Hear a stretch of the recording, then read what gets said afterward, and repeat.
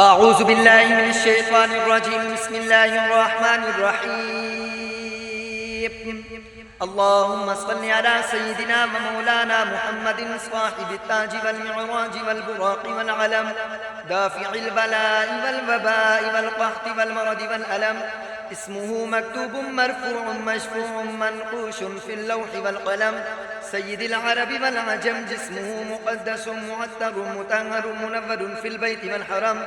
شمس الضحى بدر الدجى صدر الغلا نور هداك في الورى مصباح الظلم. جميل الشيم شفيع الأمم صاحب الجود والكرم.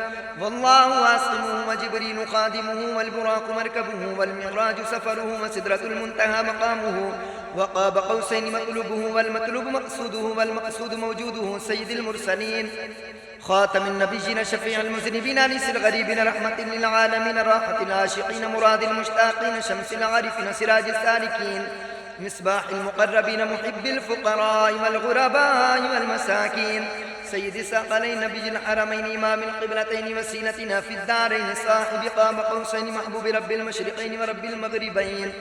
جد الحسن والحسين مولانا ومولى الثقلين أبي القاسم محمد بن عبد الله نور من نور الله. يا أيها المشتاقون بنور جماله بلغ العلا بكماله كشف الدجى بجماله حسن جميع خصاله. صلوا عليه وآله وأصحابه وسلموا تسليما كثيرا كثيرا كثيرا. آمنت بالله صدق الله العظيم.